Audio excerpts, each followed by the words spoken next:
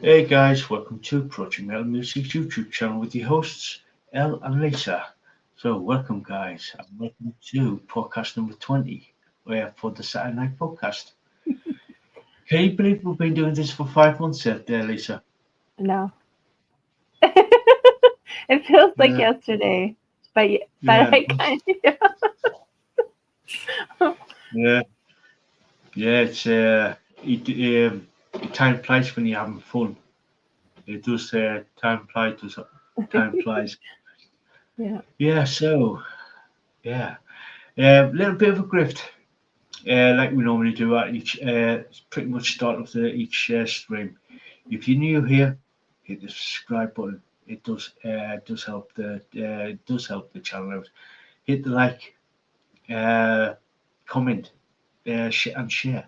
It does help. Because I'm trying to grow. We're trying to grow this community to bring more bands and support more bands. God, I can't, why can't I not speak today, Lisa?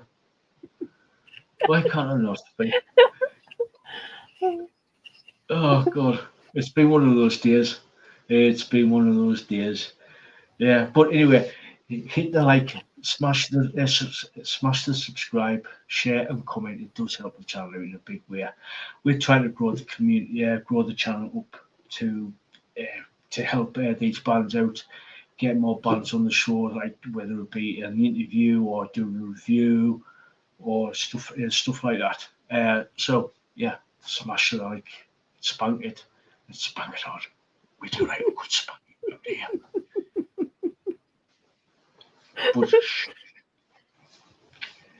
But yeah, and yeah, and if you check the top of the chat there, live chat there, our good, gorgeous, beautiful Lisaboo has an Etsy store.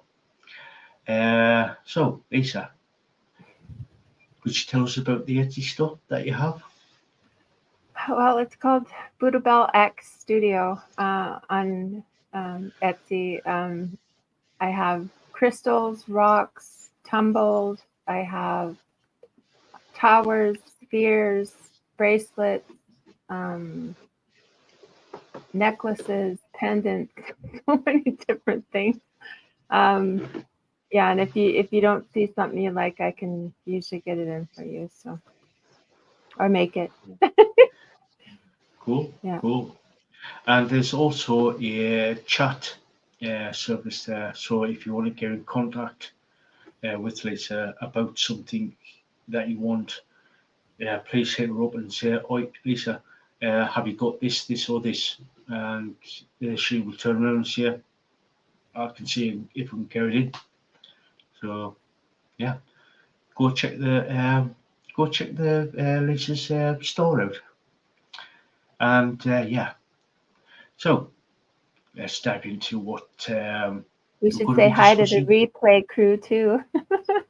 Thank you for reminding me. Hey up, replay crew. How you doing? Hope you all right. Thanks for coming. We love you guys. So yeah, share this out and spank the like and everything. Speaking of subscribers, if you sort of like thinking, "Oh, I'm subscribed," please check again.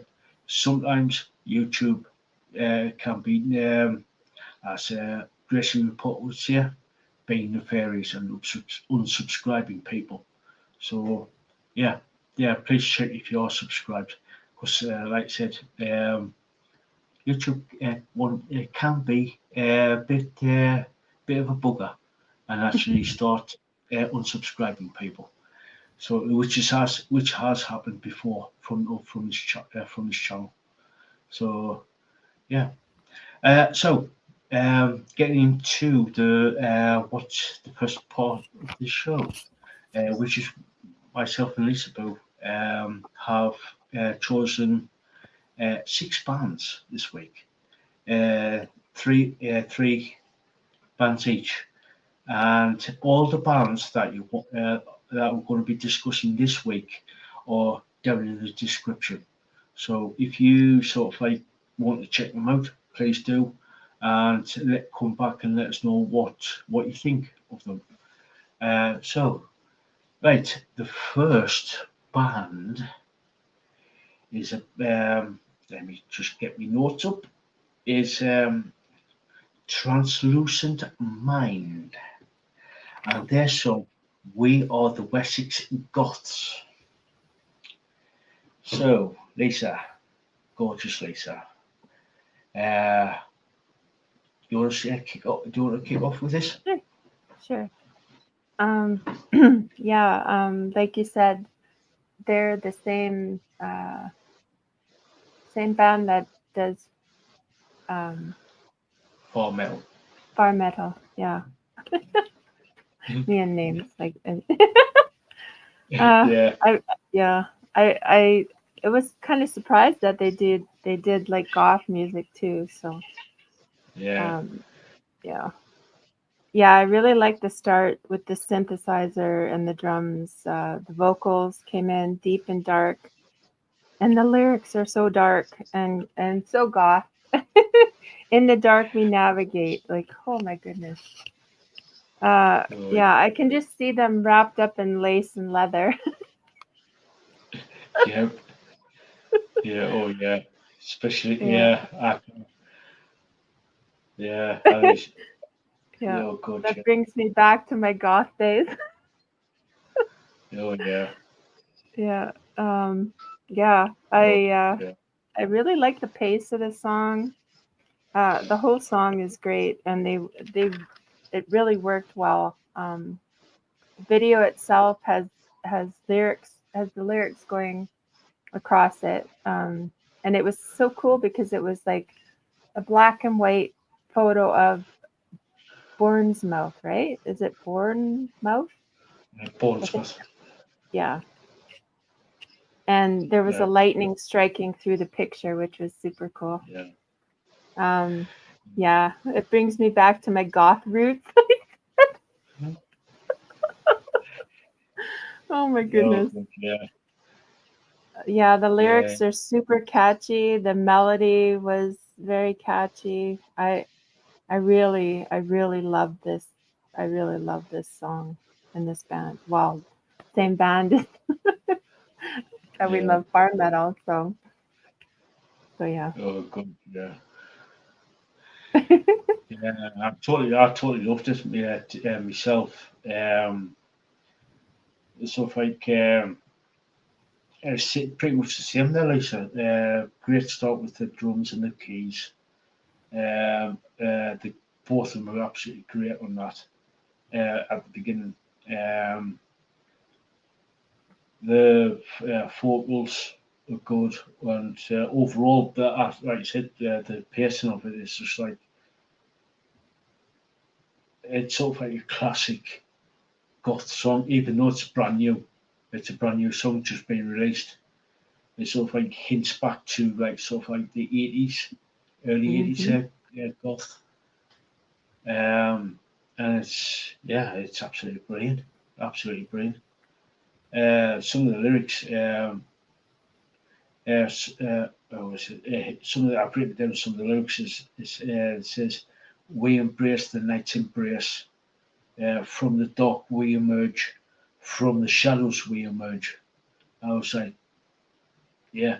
And another one where crops up is we are wrapped in lace and leather. I was just Yeah. like, yeah, it was Yeah. just like, You just see it. You could just see it. oh Yeah. yeah, yeah. He's just like thinking, he just like, because I've been, well, technically I'm a goth as well, even though I'm a thrash metaler, I'm a like heavy metaler, or I'm a Yeah. rocker. Well, that's when I was younger, back in the early 80s. Sort of like I started to sort of like gravitate towards the goth because obviously Yeah. just after the punk imploded, there some of the punk bands such as Susie and the Banshees, the Damned, all started to transition over to goth. Yeah. Well, the So cult. Well, you know what? I love the cult so much. yeah, So, yeah, and that, like that, I was so so much a fan of theirs. So Yeah. yeah. And the lyrics that the other lyrics that they had was eyes of coal and lips of red. Like you could just seeing, like I'm thinking back to when have the dark eyes, dark makeup around your eyes and the bright lips, whether it be black, because there was black lipstick, there was bright purple lipstick, there was red, of course. But Yeah. yeah, Oh yeah. God, yeah. Yeah, it's like, yeah.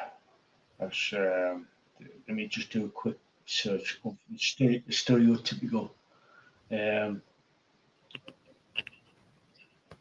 yeah, typical goth. Um,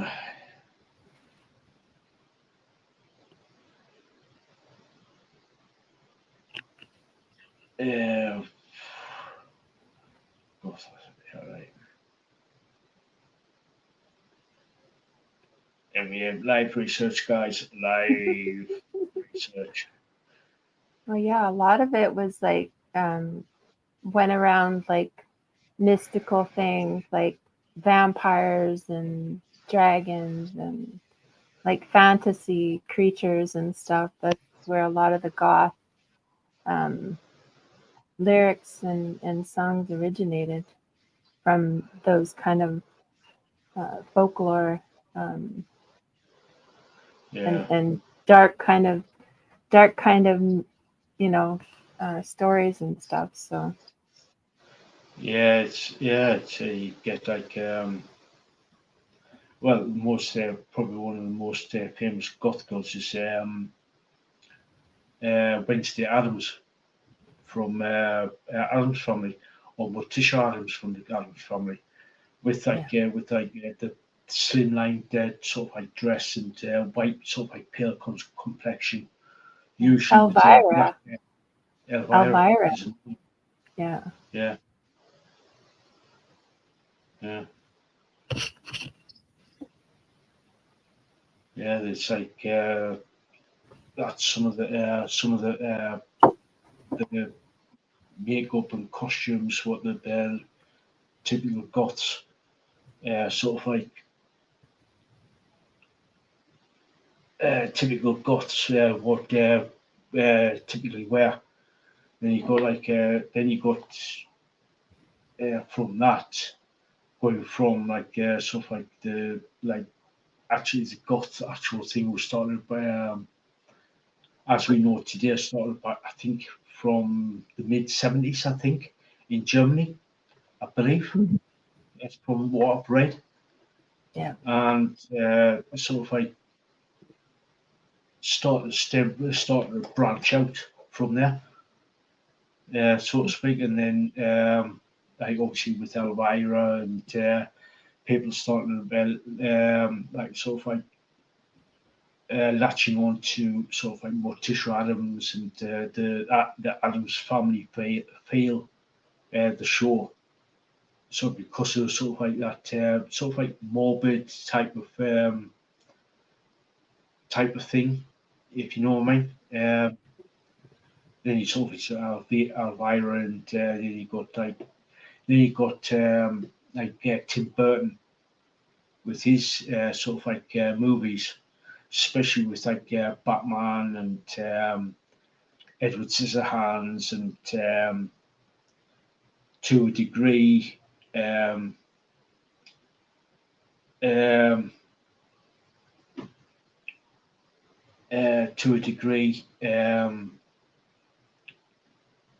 oh god, Alice in Wonderland with Johnny Depp as the Mad Hatter. Yes. Yeah. Yeah. It's like, and he's got like then the TV show Wednesday with you know what I mean. It's like then you got like Beetlejuice and stuff like that. Yeah. You And a go lot and of the designers and stuff started making clothes like that, like Hot Topic and Torrid and it Hot Topic especially because there was a lot of that black with the chains and like the goth look, right? So the whole culture of goth changed over time, but it still stayed true to like the roots and colors and stuff. But Then you got like one of my favorite footwear manufacturers is a Spanish company called New Rock. I love New Rock boots. Technically they are based off a motorbike boot, but you can get a lot of different designs, different designs, and I used to wear like the military, like the combat boots and stuff too, because that was, if you got them in black and not like the other colors, but yeah, that's part of it, right? Is the kind of the motorcycle look with the leather and the chains and the sort of thing. But yeah, they're very comfortable though. I love military boots. I love combat boots. Still. Yeah. This boot is sort of like what I had, but without the laces. Mm. Oh, okay. Knee length boots I had. Yeah, and they had the thing in the front. They used to have razor blades. I had instead of the laces, I had a metal plate running from just underneath, just underneath the New Rock logo badge there, going all the way down to the where the ankle is. Okay. Yeah. I had like a lot of all the buckles and everything. So a lot of I know there's a lot of goths in the UK do wear New Rock boots or something similar to New Rock boots. It's they're not cheap. They are No, not it cheap. They, well, put it this way. These ones here, what I just showed you. Yeah, I was just gonna say they're probably close to like 300 pounds. Here they're probably about 500-600. Yeah. Yeah, and even Harley Davidson came out with a line of goth inspired motorcycle boots. So those were pretty cool. As you can see, just by the basic design of the boots, you can tell they are based off the motorbike boots.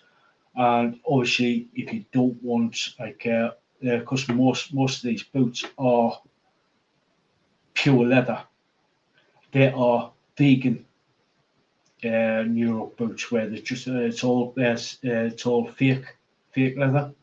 Yeah. So don't worry if you are going to get sort of like you can't get vegan boots in Europe boots. So yeah, that's the goth sort of like segment. So love it. We love goth. We love goth here. It's like that sort of like the goth sort of like spawned two subgenres as well, which is cyberpunk and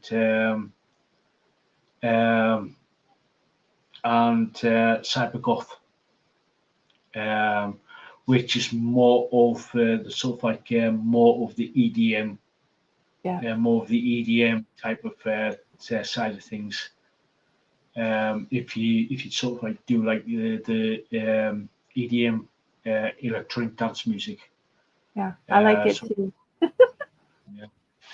Yeah. Gets you going.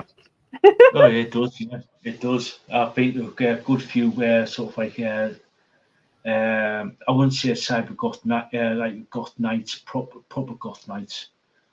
Um, but there's been a couple of clubs I've been to where, like nightclubs, where they've got like different rooms, and they put one side does like rock and metal, or one side does sort of like the goth, cyberpunk, where people do fully dress up in sort of like yes, the goth gear, and there's stuff like that. And there's like a couple of other rooms where you can actually like. So yeah, I need to get back.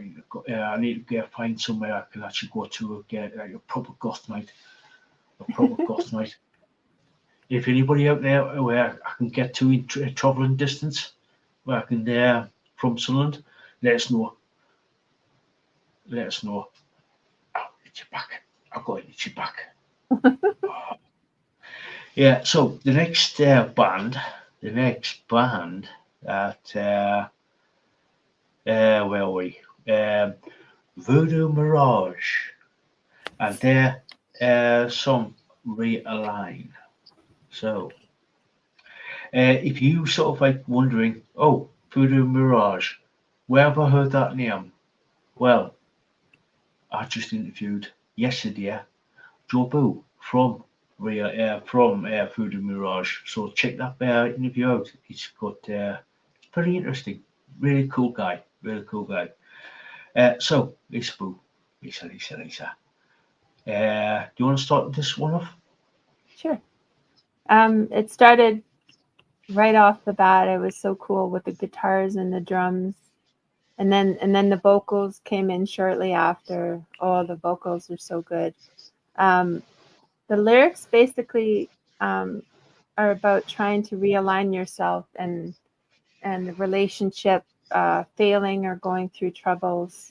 That was kind of sad, but yeah, for any of us that have gone through that kind of stuff, it's very we'll feel it.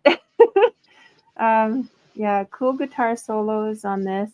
Drums and the bass are really good. Kept good rhythm. Worked really well together. Smooth transitions. Cool guitar riffs. Pace of the song was good. Slower in some areas, which was good for the style of the song. Kind of like almost like an anti-ballad. the yeah, it's like it's like a ballad, but like an anti-ballad, if that makes sense. Um, yeah, I really like this. I really like this, so I want to. Of course, I want to hear more. Yeah. So yeah. Yeah. There is another more recent single that's just released called Demons, and it's from what Joe was saying yesterday. Uh, there are plans for releasing some more. So if you want to know more about what is going to be released by Voodoo Mirage, head on over to the latest interview with Joe. So you get more info. Goes in more in depth there. So what I thought of it when I first heard it, I was thinking just like you, straight off the bat, guitars and drums in your face. He says, "Here we are." Yeah, it's just like they are absolutely brilliant. That intro is absolutely brilliant. When Joe comes in with the vocals, I was just like, "Damn dude, you just like you're good, you're good." The bass line again, bass line on this was absolutely solid. Absolutely solid on this. You just like thinking, "Oh god, yeah, yeah." So what else? What else? There's some brilliant guitar solos on this. Um, and yeah.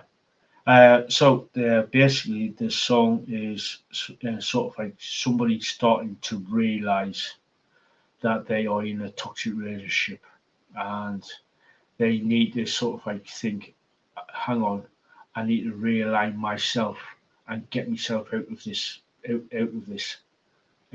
relationship because it's definitely not working. And you can actually see it in the you actually see it in the video and in the lyrics where the guy is just basically thinking, this is not working. This is like starting to be one-sided, and I need to get out of it, and I need to get away. I need to realign my life away from this relationship. So yeah, it's a damn good song, damn good song. Yeah, Yeah. yeah. Oh, and I forgot. I forgot. What did you rate? Translucent Mind. I I completely gave forgot about that. I gave it an 8.5 because I love goth. Yeah, I'll give them give them a 9 out of from that. Yeah, I want to hear more. I want to hear more of. Yeah, Then who knows yeah, where it'll go. yeah, yeah. Yeah, And what did you rate VoodooMirage? I gave at first I gave them a 7.5 because it was kind of like it was kind of sad. I was like sad after watching it so Yeah, many times. So but then I ended up giving it an 8. So when I first yeah, listened to it, because I was kind of sad, I was like, oh, 7.5. But yeah, I give them an 8. yeah. Well, I'll give him. Well, I've known Joe for a good few months now, and I was going to give him a 7.5 myself because this was the first release of from Voodoo Mirage. Yeah, But I sort of like after listening to it a couple of times and watched the video to what they actually what Joe was singing about in the lyrics and the translation over to the actual video and listen to the music, I give him an 8 as well. I give him an 8. So because the work really tight, the band's really tight. yeah. So yeah, um, yeah. So the next one is Sina. That's Sina. On Sina drums, I should say. That gives it the full title. And Helen Stewart on vocals, doing a cover version of Leonard Cohen song Suzanne. And take it away, Lisa. Well, first off, Leonard Cohen is a legend. A lot of people were like, is this going to be, is this going to be sacrilegious, whatever. I mean, I listened to the song probably about 5 times, and it's not sacrilegious. If anything, it's a beautiful homage to him. Um, so yeah, right off the bat, I wanted to get that out of Yeah. the way. Oh Um, yeah. yeah, I really liked the use of the sitar and the keyboards on this. Amazing drums by Sina. Piano at the start was so beautiful, the way it started with the piano. Helen's vocals were so beautiful, and you can feel the emotion of the song just by looking at her and the way she sings. It was just, you could feel it. Um, Such passionate lyrics, of course. It's vocal poetry, as I call it. Love the guitar and the drums that weave throughout the song. The whole song is beautifully orchestrated, and they work so well together. And I said, wonderful rendition of Leonard's song Suzanne. And the words paint a picture in your mind. So I think it's a beautiful homage to him. Yeah. Yeah. It is. It's when I first heard it, I was like, when Helen sent the link over. to the video, I pretty much jumped on it straight away. I heard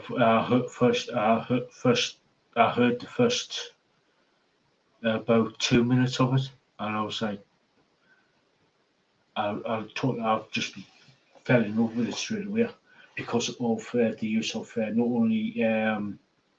I know I'm going to be a bit biased because I know Helen. I know Helen for a good few years now, and I've also sort of like know Sina through Helen, because Helen's actually introduced me to Sina about 7 years ago now, and when Sina first really started out, I was like, I fell in love with it because I know how professional, how good Sina is on drums. And when Helen started to do do stuff like this, I was like, damn, Helen, where have you hiding this for for the last 8 years? I was like, yeah. So this actual song to me is like, that's like you right at the beginning when the piano kicks, when the piano starts off. Loved the intro with the piano, So beautiful. and then then with Helen's vocals coming in, I was just like, I was so mesmerized by it. I was actually mesmerized by the intro, and I was like, oh, this is going to be like I said when I first heard the first 2 minutes of it, it's going to be interesting. Really, it's going to be good. And then when the sort of like guitar started kicking with the drums from Sina, I was just like, I just sat there. I just sat there listening to it. It took me about what, two, maybe 3 times before I before I started writing things down. Yeah, Just same. listen to listen to the song. Yeah. I was just like, yeah, it's just Helen for me throughout the song. Helen's vocals were absolutely brilliant and atmospheric, very atmospheric. Yeah. With sort of like a haunting type of thing, and then there's like coming from Sina, the way she's started, where she sort of like played the drums, just like it sort of like enhanced the song, if you know what I mean, even further. And then, like you said there, with like the brilliant addition to with the sitar in certain places of the song. Yeah. Sort of like, and that was like sort of like another enhancement of the song. And it's just it's like I said, it's absolutely brilliant, beautiful song, beautiful rendition of Leonard Cohen. Because sometimes when somebody covers somebody like Leonard Cohen is just completely messing up, or they just like they play it like pretty much note for note. I was just like, no, if you're going to do a cover song, make it your own. And Sina and Helen actually made it their own. Hmm. They literally made it their own. Yeah. They Like added. actually did. Yeah. Yeah. So yeah, it's like I said, beautiful song, beautiful rendition of Suzanne. So yeah. So any other thoughts about this song from Sina and Helen? It was very haunting, and when you listen to the lyrics and that of, basically of Leonard Cohen and thinking about the original, and then coming to this one, it was a beautiful homage to him, and they just added to it. So, and you could feel the emotion and the passion in that of the lyrics and the song. So, Yeah. yeah. Oh yeah. Yeah. So what is your rate? What is your rate rated? 9.5. I loved it. Same. Same. Yeah. Yeah. Yeah. And and like I said, that's not because I've known Helen for quite a while. It's because she did Sina and Helen did an amazing job on this song. Yeah, and I've listened to some of, well, we've had some reviews of them before, so I can see, like, and they do different styles. So this was so beautiful. At 9.5, like I was tempted to give it a 10, but 9.5, yeah, Yeah. I loved it so much. Yeah. Yeah. Same here. Same here. Same here. It's a beautiful song. Beautiful song. And like I said, guys, if you want to check these videos out from these bands and musicians, all the links are down in the description. So if you want to check them for yourself in the please do. It's absolutely brilliant. These bands are absolutely brilliant. Yes, I know it's a bit eclectic this week with the different styles and stuff like that, but they're all there. All of the buyer bands and musicians are absolutely top notch and everything. So yeah. So the next band, the next three bands is what Lisa chose for this week, for today. The first one is Burning Black and their song, Your Skin is a Fire. So I'll start off with this because obviously it's Lisa's choices. Um, right, I'll go down, starts off quiet and then bang, the band kicks in. And it's not an ordinary sort of like, oh, here we go, there's the band. No, it punches you in the face and says, here we are. We're gonna like totally mash your brain in. So yeah, it's sort of like thunderous drums, bass, and guitars. Uh, it's just like straight there in your face, literally punching you in the face, so to speak. Um, which basically for me sets up the song. It really sets up the song for me. Sort of like, yeah. And when the vocals kick in, it sort of like reminded me of like sort of like the 80s sort of like vibe, 80s sort of like style to the vocals. Bit like sort of like not exactly like Bruce Dickinson, but something similar to Bruce Dickinson, with like sort of like the higher range. Yeah, so brilliant vocals, brilliant vocals. The drums are amazing. Um, about halfway through, oh yeah, about halfway through, there is a brilliant sort of like drum solo about halfway through, and then straight after that, a brilliant guitar solo, a brilliant guitar solo, which was absolutely epic, absolutely bare epic. The bass might not be on the forefront, like some other songs that we featured on here, but it's sort of like it's there, and it literally enhances the drums. You can hear the drum, the bass was actually sort of like going hand in hand with the bear with the drums, and it's just like it really enhances the not only the drums but the overall sound of the song. If you know what I mean, it sort of like fleshes it out, fleshes the song out a bit. So and yeah, plus I love the fast pace, the fast pace of the song. of it, in the overall sense of this game. I just love it, just totally love it. So yeah, brilliant song, brilliant song. So Lisa, what's your thoughts? It's like exactly what I thought you'd think.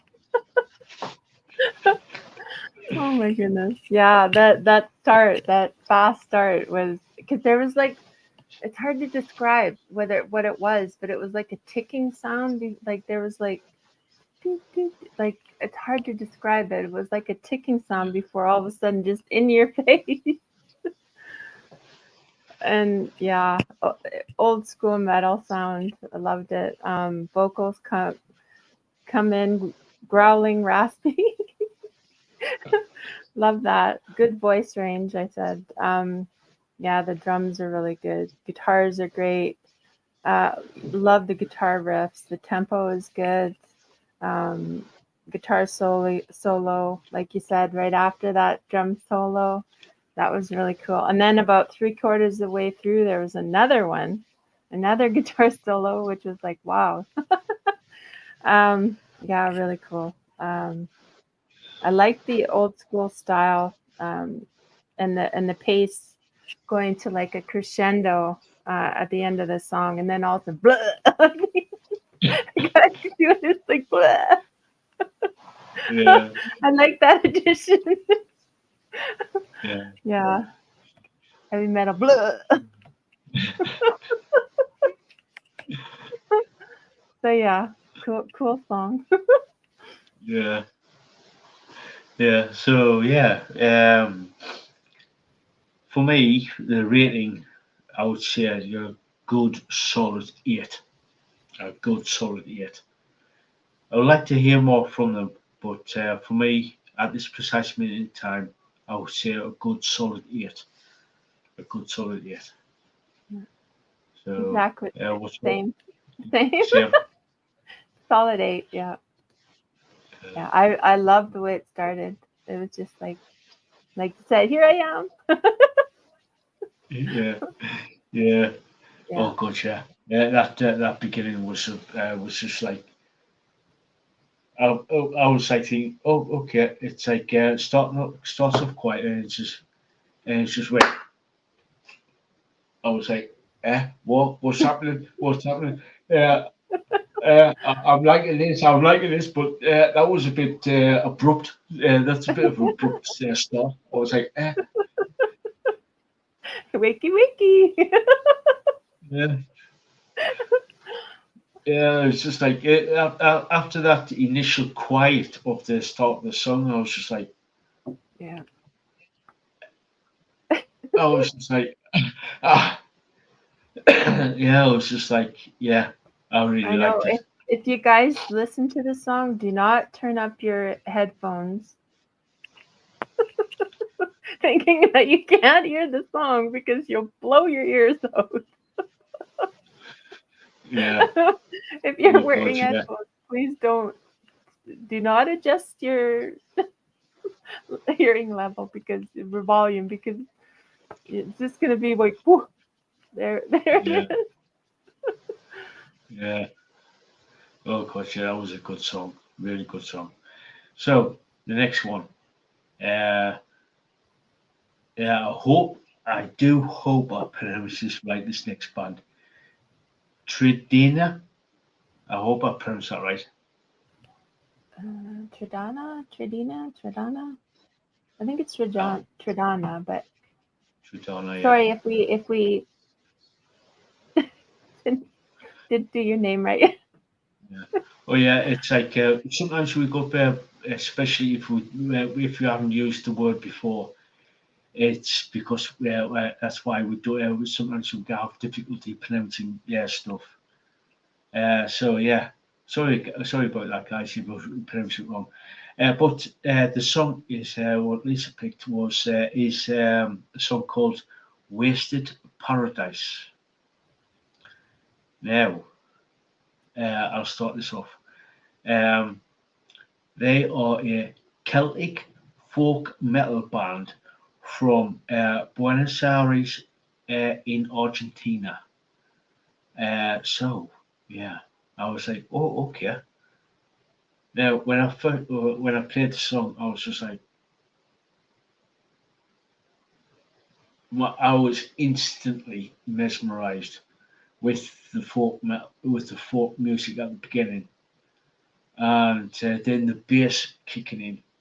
I was just like, oh, this is how we're going to start, is it?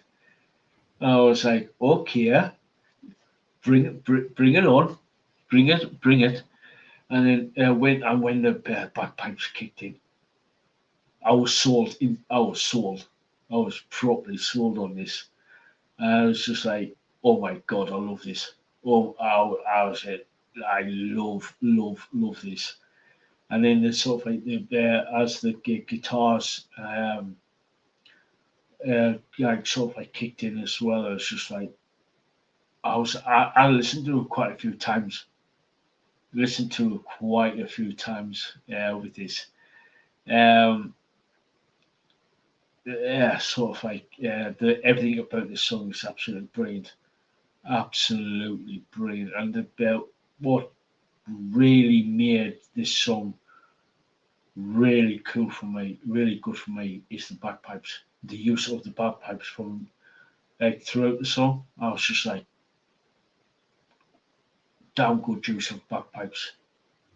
With like, especially obviously, especially with like the sort of like the folk metal, the folk music of it is just like adds to it. If you know what I mean, it really adds to it.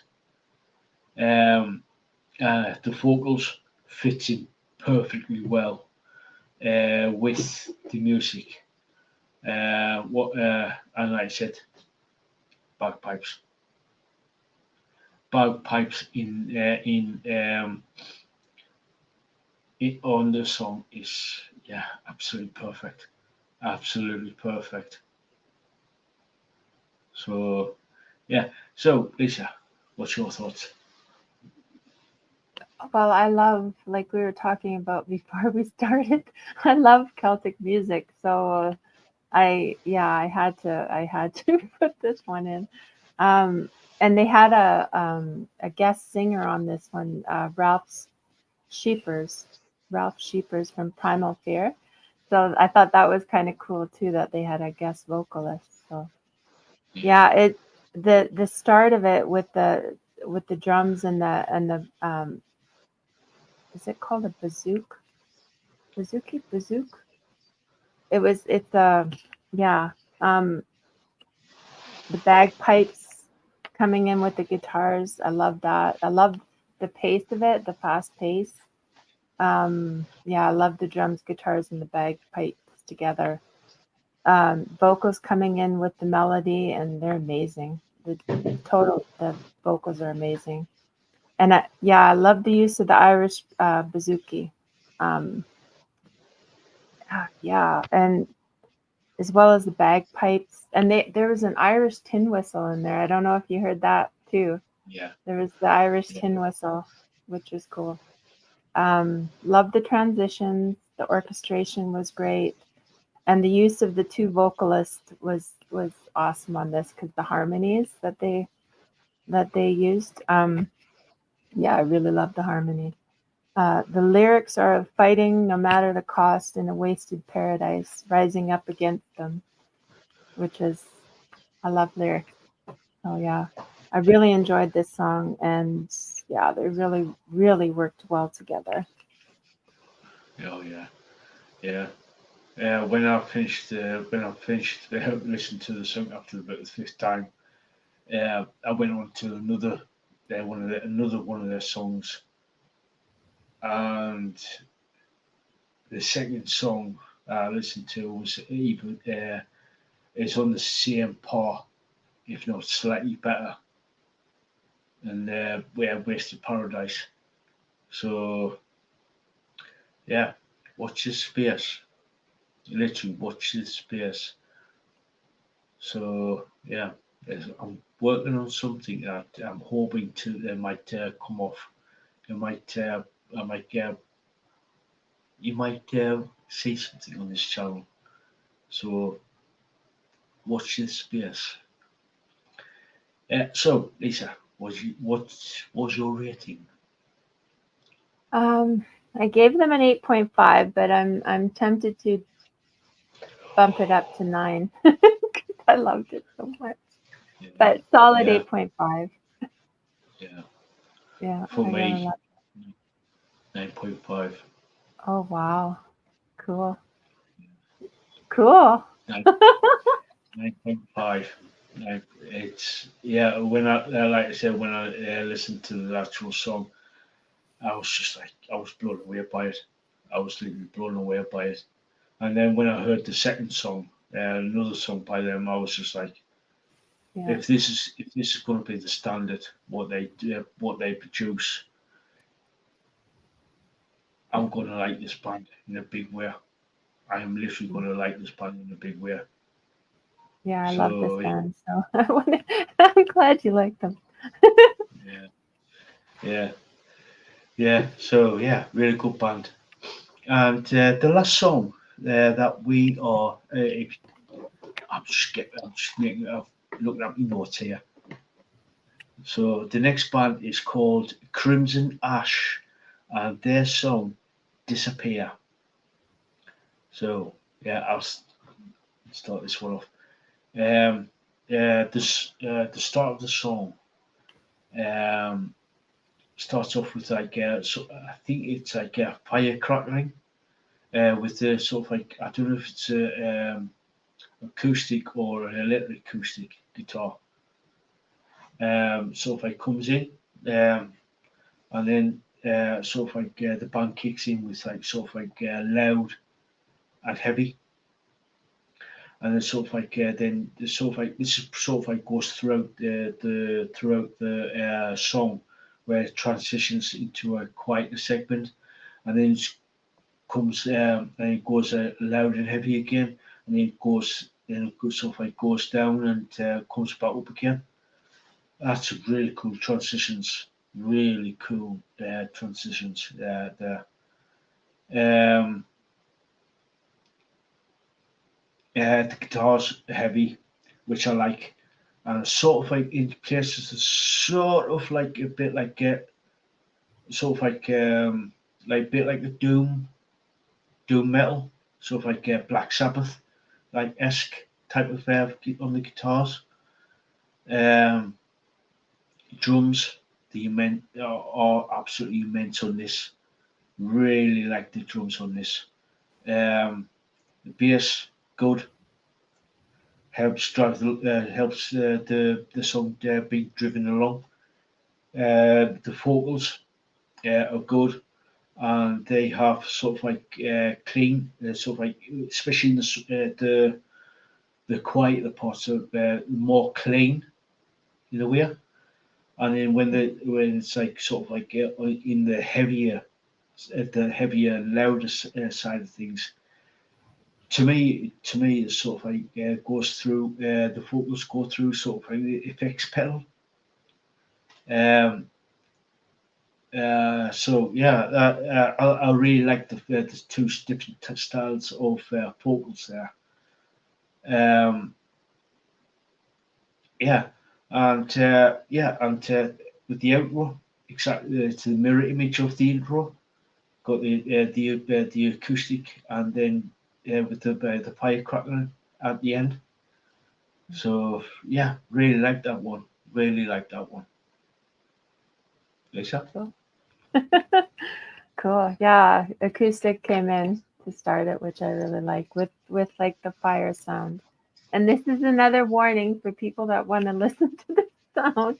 Do not turn up your volume because you think you can't hear it because you're gonna get your ears blown out once it comes in heavy.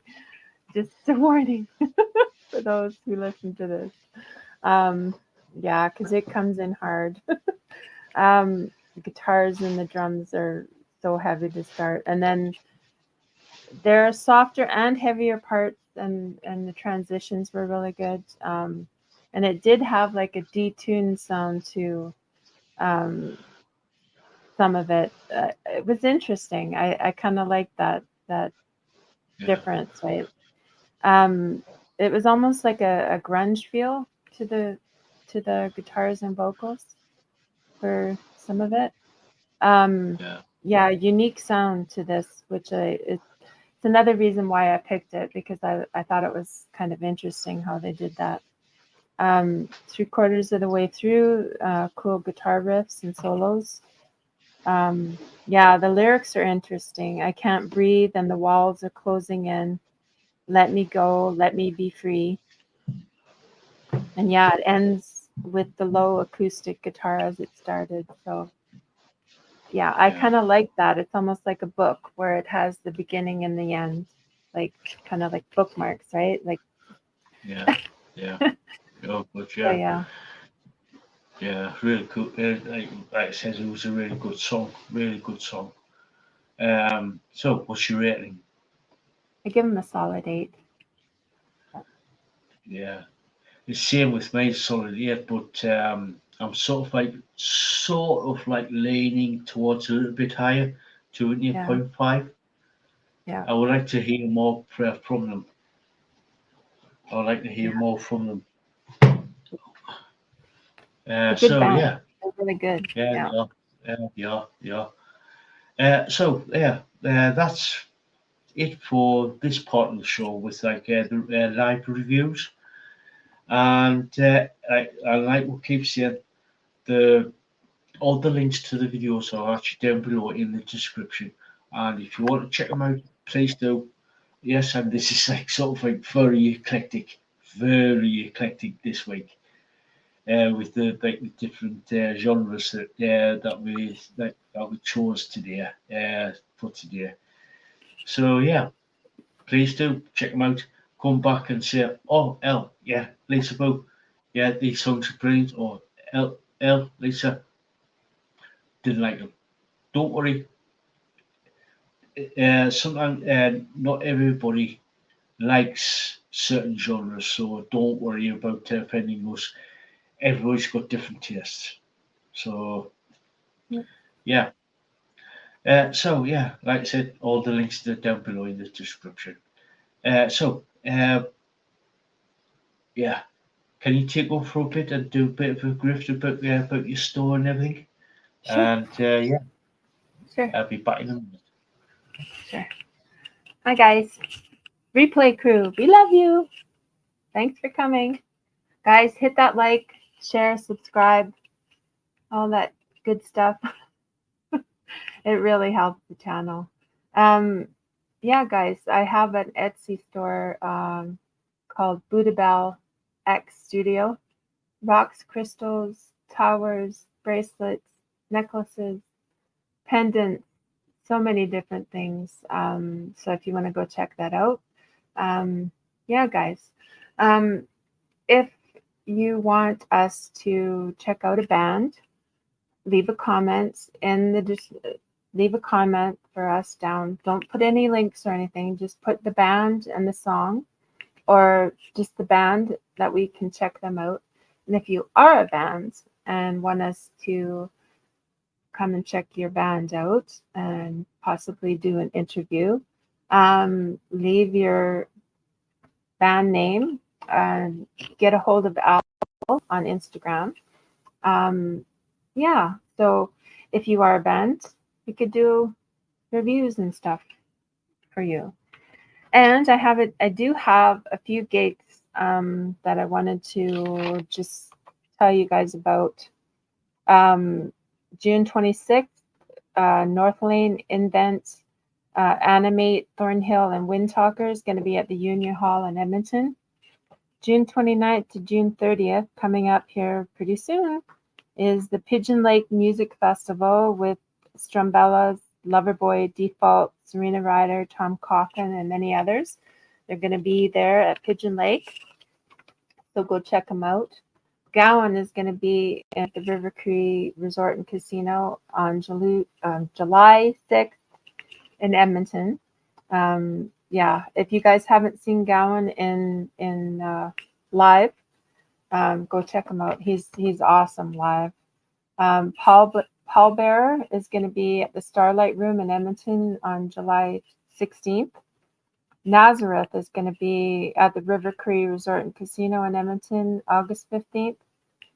And of course, Metallica. Metallica is going to be on August 23rd and August 25th in Edmonton at the Commonwealth Stadium. The first show, August 23rd, they're going to be there with Pantera and Mammoth. Of course, Mammoth is Wolfgang Van Halen's band. And on the 25th show, they're going to be with Ice Nine Kills and Five Finger Death Punch.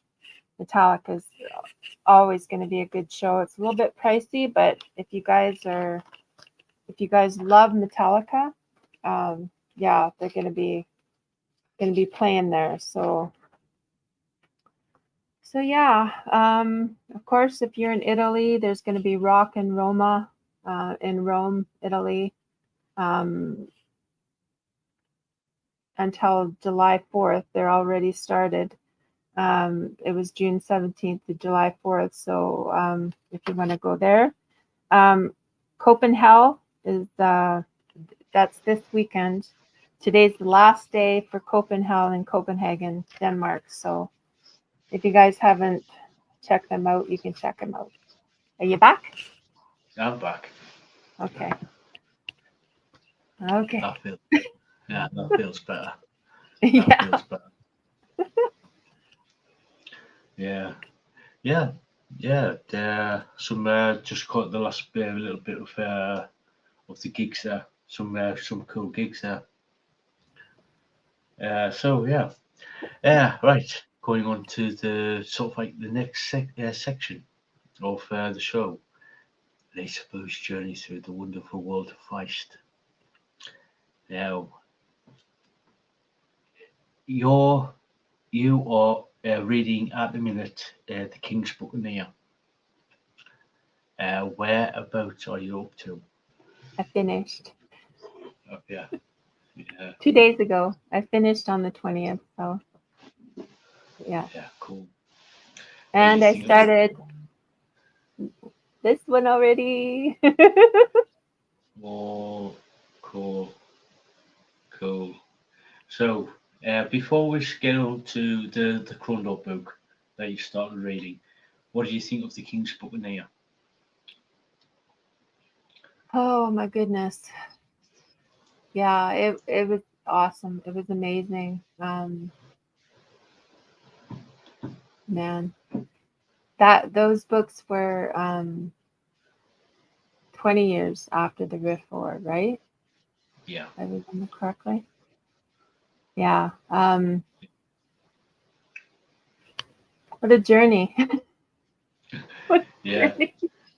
Yeah, not only for like Nicholas in the King's Buccaneer, but also for Boric and Erland in the Prince of Blood.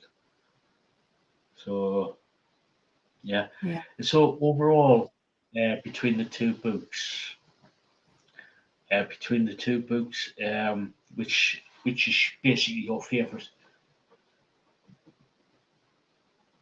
That's hard to say again, because the first was basically about Boric and Erland's basically their journey, and the second one was basically about Nicholas, right? Yeah. With the Amos and Harry and the cast of characters, right? It's hard to pick. I love them both, so I can't. They're both.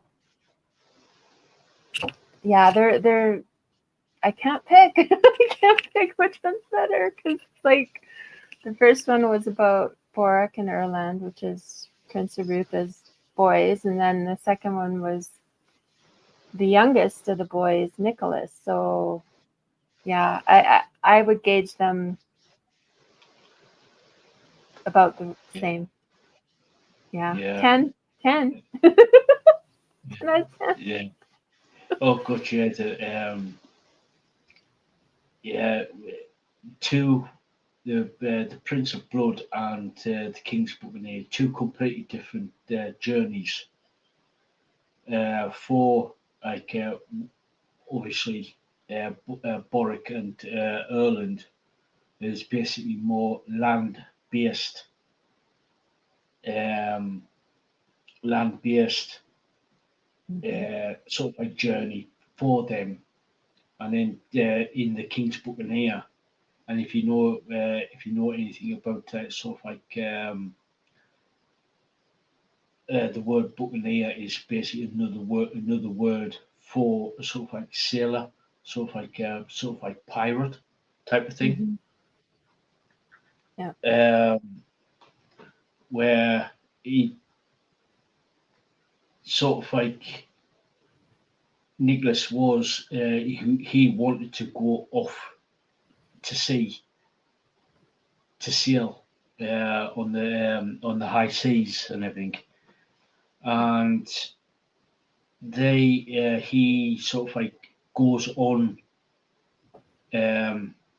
a voyage, literal voyage, which I won't say what or why he's gone on a voyage because we don't want to sort of like give too much away, so to speak. But it's sort of like not only does he go on a voyage, but it's also like sort of like a journey of self-discovery with his cousin Marcus, and yeah, it's sort of like it's sort of like it's sort of like he's got to go to do something which I won't say, and literally get back, and yeah, it's like I said, it's both like I said, both books are two the similar, but two very different journeys, two very different journeys of discovery. Yeah, but I So can't. Yeah, I can't pick. I can't pick between the yeah, two because they were both in their own right. They were both like so good, and it is a basically a discovery of who Prince Arutha's sons become. yeah, Yeah, yeah, oh yeah, yeah. So yeah, like I said, with the King's sort of like mainly the King's Buccaneer, sort of like leads into um, in the next series of books, which is like the Serpent War. Um, have you sort of like got any sort of like ideas for the like? Obviously, you've got to be reading the Krondor books first before you start reading the Serpent War saga. Have you yeah, sort of like got any ideas for what's going to come up in the Serpent War saga? yeah. I think so because they in the King Buccaneer, you kind of see where it's headed, where and with um, with the Rift War as well, Darkness at Sethanon, you kind of get that feeling too, where like things might go right. Yeah, Um, yeah, yeah. So yeah, and it's right there. I want to say. yeah. I Oh don't want to yes, say though, but might have to yeah, do with certain green creatures or whatever colored creatures. yeah, yeah, yeah. It's the sort of like this is sort of like a little well the clues in the title really. Yeah, yeah, The clues in the title really. yeah. The Serpent War saga. But yeah, it. Oh my goodness! But in with Nicholas and that book, it was like I was starting to kind of figure a certain thing that they do. Um, that these creatures can do. I'm not gonna say it though. Yeah, it's kind of disturbing what they're able to do with their magic, Yeah. their dark magic. Um, Yeah. yeah. So, ooh, Yeah. yeah. Yeah. It's well, once you start reading the Silkmoor saga, everything gets explained. You find out who they are, what they are, and how basically how they created. Yeah, So because they do talk about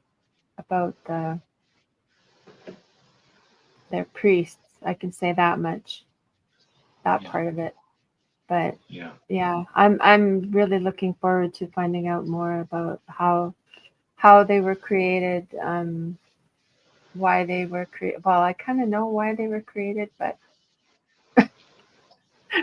that yeah, the backstory of yeah, yeah, I yeah, yeah. Because well, you they these creatures that we are talking about sort of like make an appearance in Silverthorn, yeah. and it's sort of like, what are these creatures? What do they do?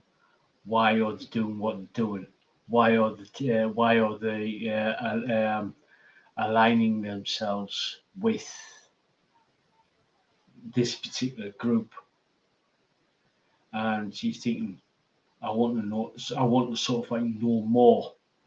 And yes, in the Silkmoor saga, you get to sort of like get to know.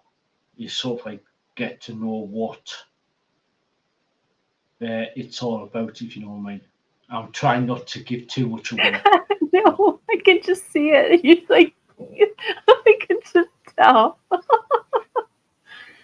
Yeah, Yeah, but I've been sort of like hitting that for the last couple of weeks, like this last couple of months. Be fair for people who are wanting to read these books. Be very, very careful. There are certain things in the Certain War saga you're thinking, nope, I'm gonna skip. And please do, because there's certain things in there that you're gonna get. Well, put it this way, it's a trigger warning, literally a trigger warning. So yeah, for certain things, and it goes. I wouldn't say it goes into too much detail, but it does go into detail about certain things, yeah. and And we just it gets to yeah, it yeah. does sort of get telegraphed, so you can say and you think I need to skip this bit type of thing. Yeah, I So know you. I know you worry about me, and you don't. Yeah, I know, yeah, cause yeah, yeah, um, yeah. You've warned me not, and I want other people to be warned too, because yeah, it can be a little bit difficult. It's like, especially in the Empire books, that was a difficult read, but you can yeah, get through them, guys. You can. You know it just step away if you need to step away, and yeah, yeah, just we don't want you guys to start reading and then all of a sudden have something creep up and then why did you tell me to read this? Yeah. yeah, So yeah, just be careful.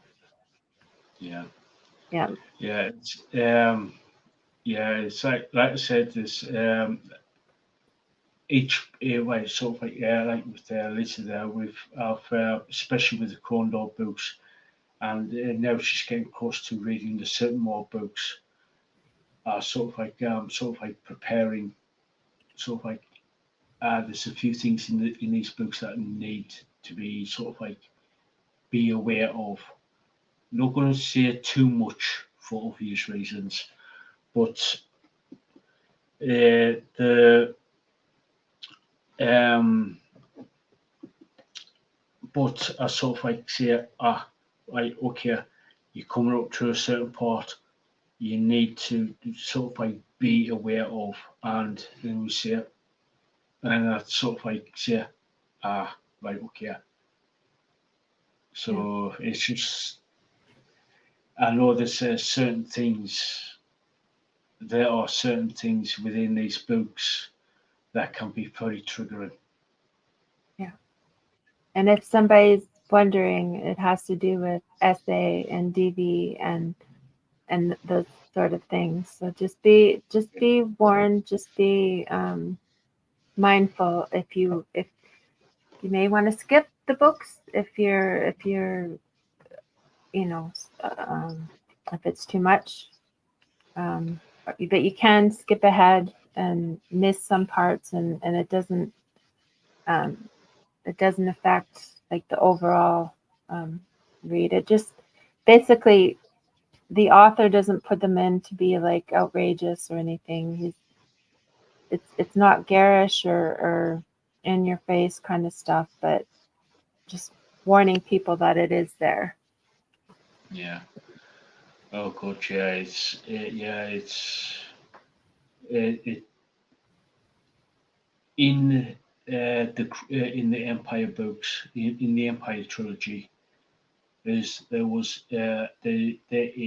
of DV and SEA, but it wasn't in your face, and it was sort of like tastefully done. But it made the character Mara who she was, who she is. Yeah, it actually made With me closer to her as a character, and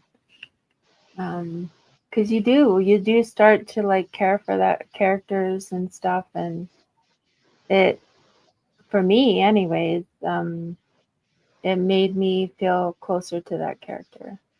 yeah, So yeah, yeah. There's in the Certain War saga. Uh, I'm trying not to get too. I'm not trying to get into too much, but there's the R word of several minor characters, which in turn,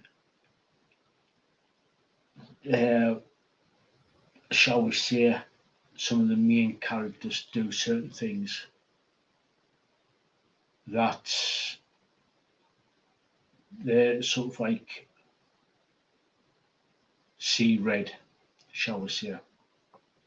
yeah, yeah.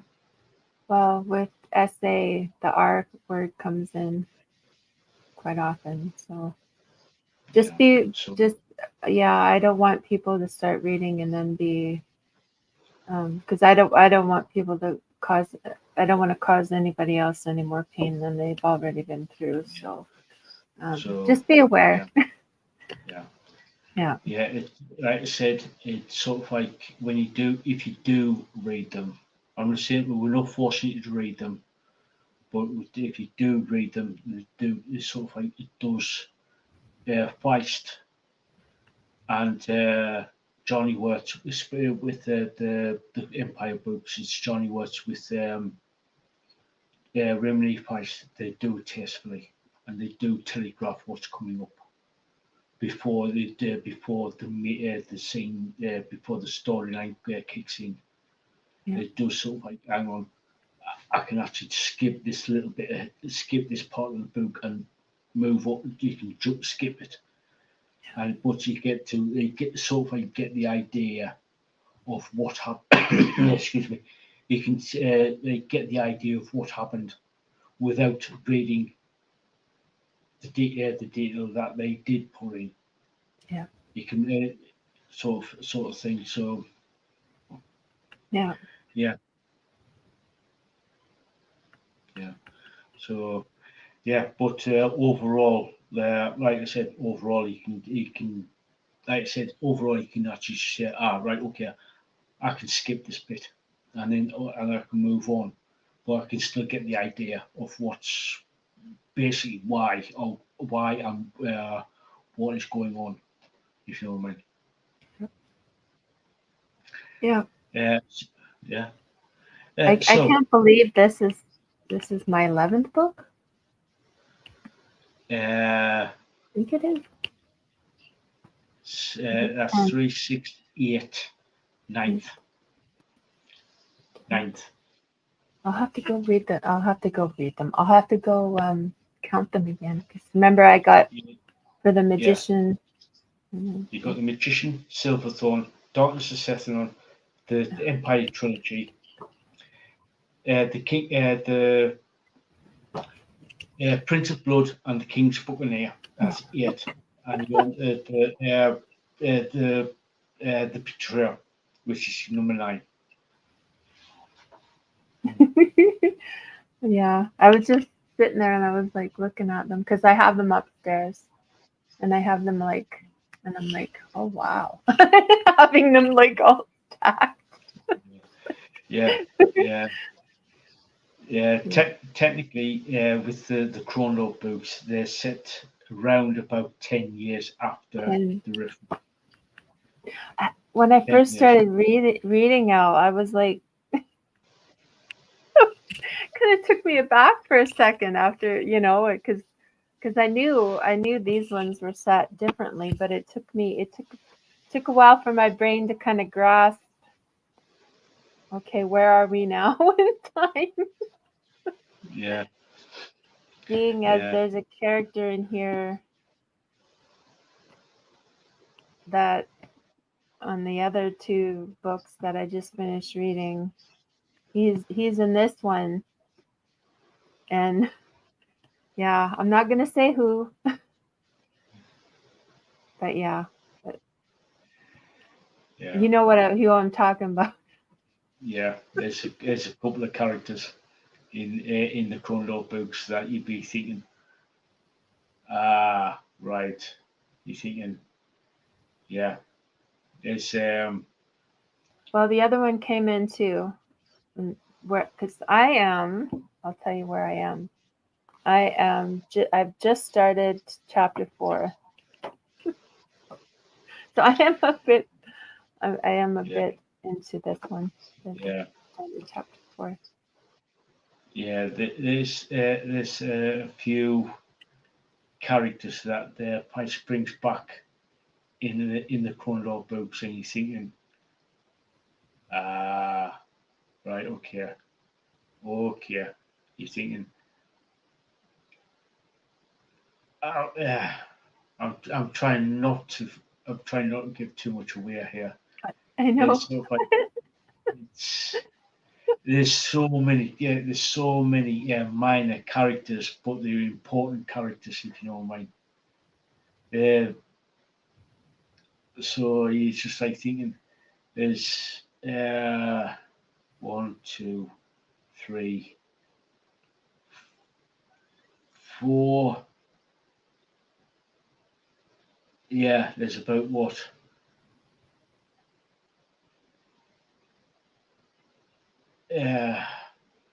There's 1,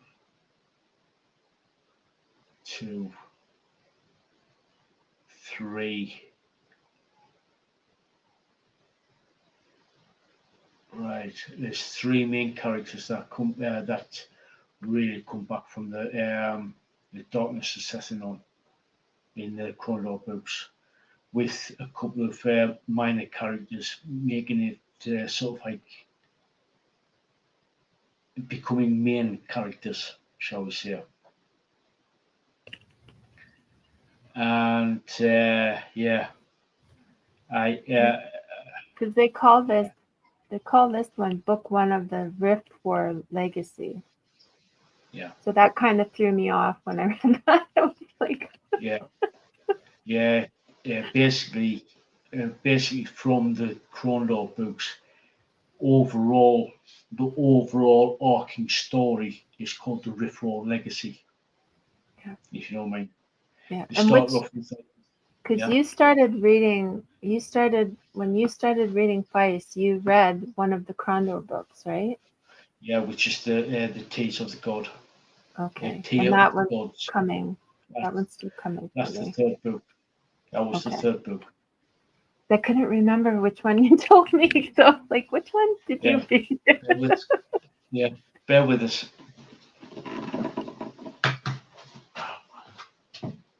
So, yeah, guys, if you haven't hit that like, please hit that like button, share, subscribe. Replay crew, we love you.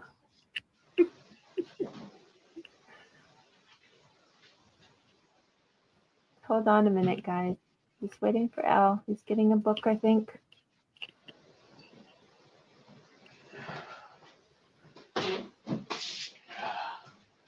That's it back.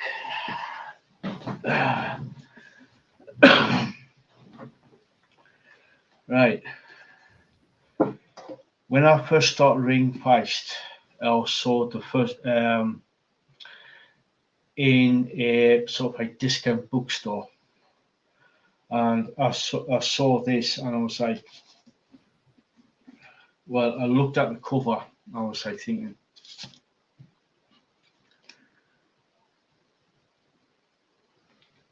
Beautiful. yeah, and well, basically, yeah, when I get the dust cover off, because this is a hardback, and I was like, I think I only paid about what £4 or £5 at the time when I paid for a hardback book, and that's the cover for it. Cool. So I'll try to get the best. So And when I read that, for it to have the desk cover still attached is pretty amazing for a secondhand book. no, it was a brand new book, but it's like it was discounted. So I was like thinking, oh well, I'll have it looked interesting. And when I read the sort of like when I read the sort of like the synopsis for the actual book, I was like, oh, this sounds interesting. So I thought I might as well pick it up. But when I read it, and when I read Price had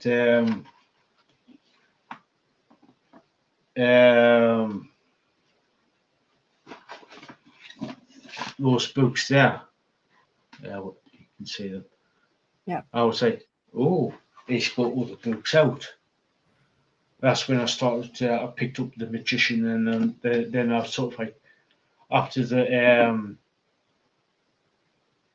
I read the sort of like the not the Chrono books, the Empire books. I was like, oh right, okay, these belong after just after the Rift War. In between the King's, the Prince of Blood, and before between the first 6 books, basically, which is like the Rift War and the Empire trilogy. I was like, these are set just after the Rift War type of thing, and then before the Prince of Blood. I was like, oh, this is absolutely brilliant. I was excited to actually read them, so I can actually follow the actual storyline and actually get to know some of the characters that were actually in this one. And I think, how did they get to this point? Sort of thing. Yeah. So. Well, now I'm on my turn. Yeah. So yeah, and this is like my copy of The Betrayal. Yeah, mine is green. I got green. Yeah. Yeah. So, and well, you're gonna love this cover. You're gonna love this cover of the second book of the Crondor books. Yeah, it's beautiful. Some of my favorite colors are in there. This one's called The Assassins. Yeah. And like I said, this is like the third one, Tales of the Gods, Yeah, that's which beautiful. introduces basically this one here really tells the story of one of one of the villains. I'm not going to say who. You will Okay. find out. You will find out who it is. So yeah, Well, I and look forward to finding out about it. Got to finish these ones. yeah, I'm trying. yeah, yeah. Like I said, you're gonna love these. You're gonna love them.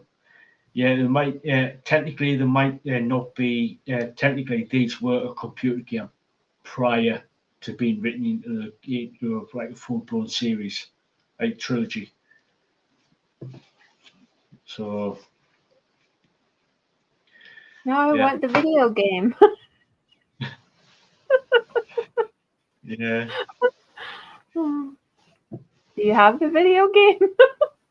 No, No. unfortunately, it's it's been obsolete for a good Oh, number of years now. I think it's been obsolete for about what 25 years or so. It's it'd be been cool to own it discontinued. though. Yeah, yeah. So yeah, it's like I said, you're going to enjoy them. You're going to enjoy them, and yeah, yeah. So yeah, yeah. So yeah, you like I said, you chapter 4. So you've met a couple of the original characters. Yeah, yeah. Yeah. So what do you without giving too much away? Hey, up, General Scott. How you doing? Hi, General. Take care. Thank Helen, you for popping in.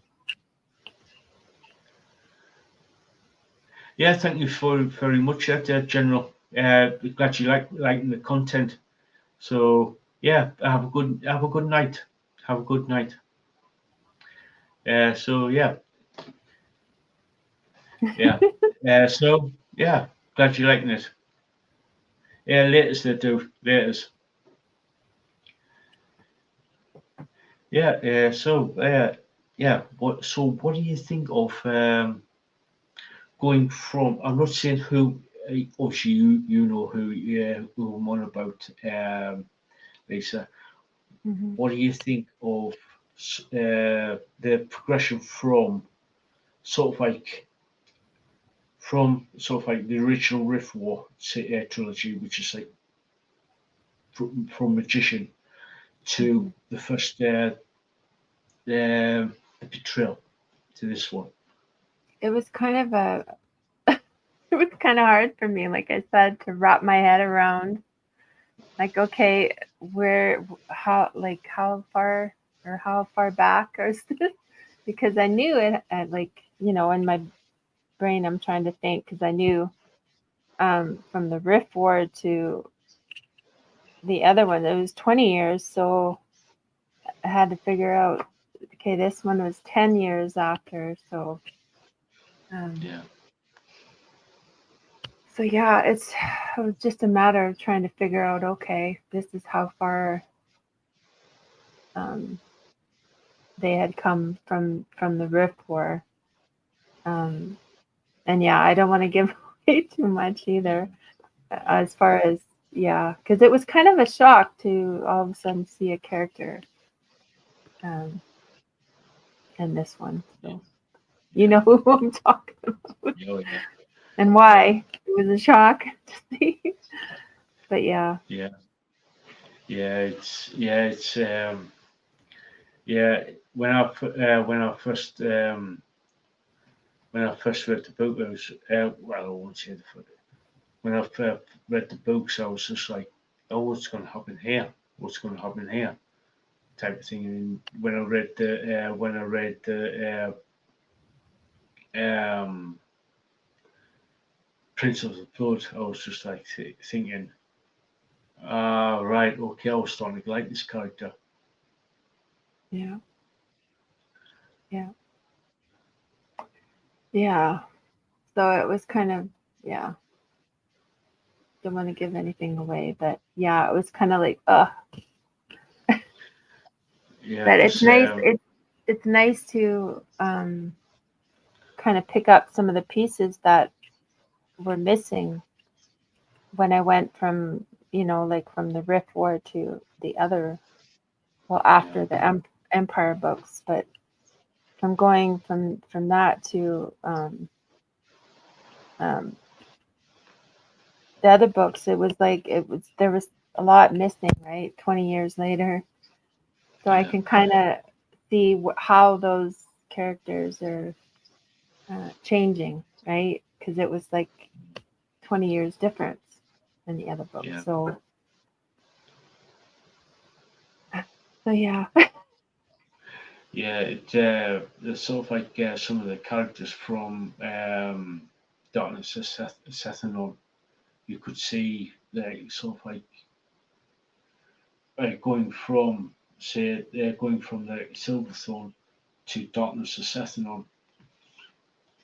And if you didn't read, if you don't read these, you think, how the hell did they go from the Darkness of Sethanon to the Prince of Blood? And you think there's a huge gap. Yes, like a lot of like sort of like you got questions, shall we say? You sort of like got questions, and you think, how did they get from this book to this book with no explanation? And Yeah. that's why I Yeah. said to get the Krondor books. Read the Krondor books because they do fill in a um, lot of material, a lot of backstory to those characters. Yeah. Yeah. So I'm just started chapter 4. Cool, cool. So And speaking of the Krondor books, I was in Southern City Centre and went into my local bookstore, the way I normally get books from, and I ordered the companion book to the Krondor books called Jimmy and the Crawler. That's all I'm saying. I won't say who Jimmy is, and I won't say who the Crawler is, but I have ordered the book. interesting thing is they mentioned the crawler in this. In this first It's part, they mentioned the crawler, and that's yeah. what These are the yeah, books that I'm on about. This is where the Jimmy and the yeah, Crawler comes from. yeah, yeah. So I noticed that, and I was like, ah, there he is. Yeah, Yeah, I noticed that, and I was like, okay. yeah, yeah. It's like the Jimmy and the Crawler is the only book that I haven't got, and I'm hoping to get it sometime next week. I was just waiting for like I'm just literally waiting for a phone call or a text from my local bookstore to say it's ready. The Guardian. So yeah, I'm looking forward to that because the sort of like I won't say too much, but there are certain things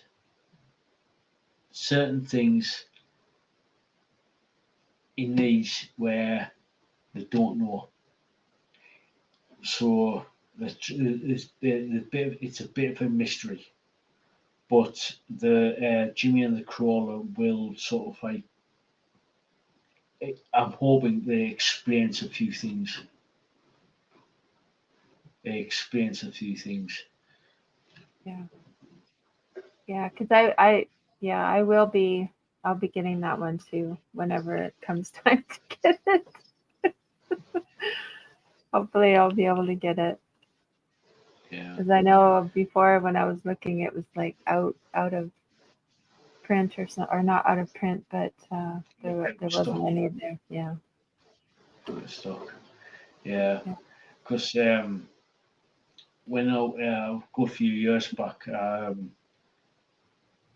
I sort of like stopped reading, so to speak, and then I sort of like after about a couple of years, I got back into reading, and the first author I picked up was Feist again. When I started to read the Cronendorf books again, obviously after I read the Rift War and the Empire, I was like, oh, they've got a Jimmy and the Crawler book out. And I was like, oh damn, I can't afford it. I can't afford to get it. So I waited and waited and waited, and finally, I've got finally afforded it to read it. I actually put in like finally to sort of like got to the point where I can actually read it. I actually get it in my hands, so to speak. Yeah. Yeah. So yeah, it's like yeah, and I can't wait for the new book to come out, which is coming out in August, but I won't get it until like the following year because I'm not paying 20 quid. Even though I love Feist, I'm not paying. I can't afford £20 to get the new book. I just wait until I get the paperback version. Yeah. Yeah. That's yeah. Yeah. Yeah, yeah, it's like yeah, it's going to be yeah. I can't wait for the new book. Can't wait for a new book for the new one because of I won't say too much, but some characters show up, and I can't wait to see what happens. So Yeah. yeah, right. So if like so, are you sort of like enjoying your journey through the wonderful world of Feist overall? Yes. Yes, I am. Yeah. Is is it a lot better than you originally thought? I didn't know what I because you told me it's like Lord of the Rings on steroids, or I can't even remember what you Yeah, yeah, basically yeah. something like that. But So I was like, what I mean is, after you started, after you finished the Magician, do you think that the storyline is getting better and better and better with each book that you've read? yes, yeah, Yeah, yeah, and you like you said before, you do kind of start to pick things up and see kind of where things are going, and as you get to know the characters and how it how it's progressing, right? You kind of pick up things. Um, like just seeing Crawler in this book, I'm like, oh, so yeah, yeah, yeah. It's like you say once you start getting into once you're starting to get used to Feist's style of writing. You sort of like I keep saying, you sort of like pick up where he's going with the storyline, but majority of the time you just like thinking, where did this curveball come from? I didn't expect the storyline going this way because I thought it was going that way, but it's going that way. Yeah. You know what I mean? It's like he likes He does. throwing in, yeah. Yeah, he does have that where you can like, you think it's gonna go one way, but all of a sudden he kind of diverts to a different path. He Oh yeah. he can, like, he's done that. Oh yeah. Where, like, you think it's gonna go a certain way, and I love that about his writing because you Yeah. can't he does kind of give you these, like a path, and then all of a sudden it's like you're going the wrong way. No. Yeah. Yeah. Yeah. Yeah. It's like this is one of the reasons why I like him. Like really Feist is because of he sort of like throws out around about 3 or 4 different ways you think he's going to go, but then he just throws in that one sort of like curveball where he's just like thinking, "Oh crap! I didn't think of that," type of thing. Yeah. Keeps you guessing. Yeah, Yeah. yeah, And that's the thing with other authors. It would get so frustrating, because you pay good money for a book, and then all of a sudden it's like you see where it's going, first chapter, second chapter, maybe, and at least I would, anyways, and it would just be so frustrating because it was like, okay, we're going this way. yeah, yeah. It's like even when you pick up a book and you read the synopsis for the book, obviously they've got to give you just enough to to get you interested. But some of these authors or publishers put too much on the in the synopsis, and you just say, thinking, "Oh, I've just read the book. Put it back down again." And you just say, thinking, "And what away?" Yeah. And there are some authors, like you just said, that within the first chapter or the first 2 chapters Yeah. tells you the whole story. I was like thinking, that's a bit pointless. Why did I buy the book? Yeah. And I mean, if it's a secondhand book, or not that much, but if you're buying like a new book, I mean, it's a lot of money, really, for a hardcover, and to all of a sudden it's like the gig is up, kind of thing. Like, Yeah. do you keep reading? Do or do you just put it away? And if it's a used, 25-cent dollar book, whatever, it's not. There's not much. The cat's trying to get up here. Sorry, I'm like Yeah, 20-pound yeah, cat trying to get up here. Um, yeah. That's all right.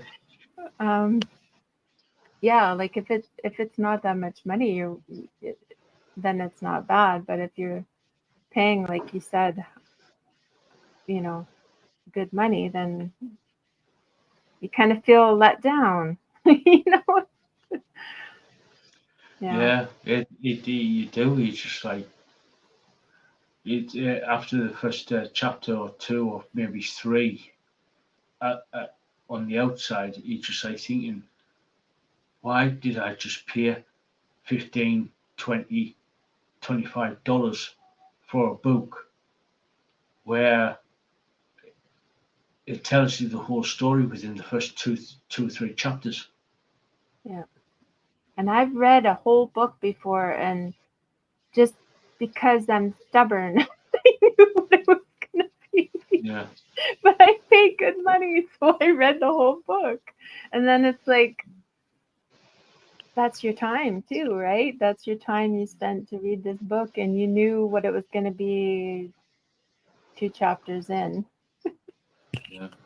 It's not just the money aspect. It's the like I said, the time that you're not going to get back again. Yeah. Yeah. You just spent all that time reading it, and because I will give it a chance, right? I like, even with, like shows and stuff, I'll give it a chance to turn around or whatever, because sometimes it will, right?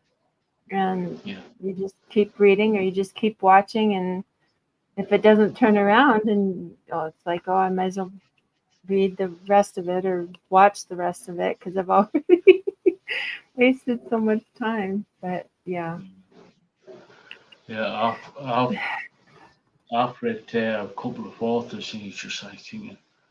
I've read the first book, the first couple of books. You think, no, they're pretty decent, but then the third, fourth, third one, you just like thinking, really, really. It's just like thinking, no, that is a huge letdown, Yeah. and it's the same same for me with the TV show. You might get through the first two, maybe three episodes, and he's just like thinking, when it comes to the fourth one, he says, "What is this dribble?" And he's just like thinking, and I just click off because the storyline or the plot point or what they're trying to make. It's just like thinking, really, really, I know, but that's the thing, though, is I have hope. I have so much hope, and I'll watch that silly show, and I'll watch this, and I'll hope it turns around, right? yeah, Oh, sometimes it doesn't, and it's like, oh well, like, what are you gonna do? But yeah. yeah. Yeah, it's one of those things where you're just like thinking, yeah, the basic premise or the basic, very basic base level storyline is pretty good, and you think you just hope against all hope to get back to that. But sometimes you just like thinking, oh God, why are you putting on this drivel? Yeah, yeah, I know. I know. Uh, Oh, yeah, yeah. yeah, So we're getting on for nearly 2 hours, and I'm starting to feel I'm starting to get tired now, as you can tell yeah, by my voice. So, yeah, um, right, before we sort of like start signing off, uh, what's coming up on the channel?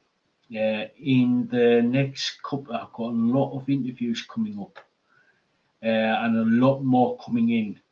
Um, Let me just see. We got Gary from Cheap Thrill on the 29th, which is next week. We've got Michelle Ryder on the 6th of July. Christina on the 13th. Rick O'Neill on the 20th of July. Rich, bear with me, I just got something come through from. Yeah, we've got possibility. I've just got to confirm it. Rich Clark on the 27th of July. Um, got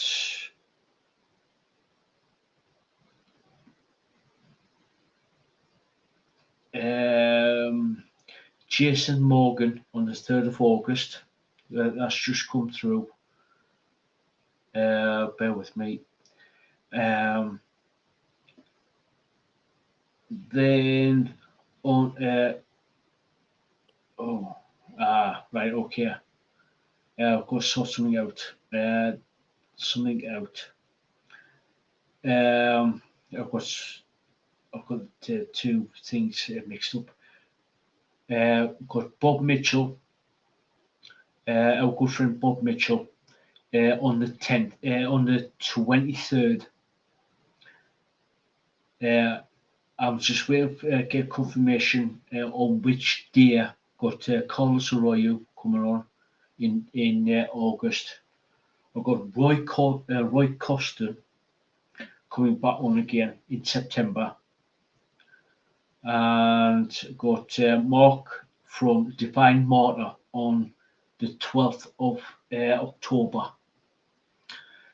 So stay tuned. There's more interviews coming in, and make sure you follow us on Instagram to keep up to date with the dates of the interviews.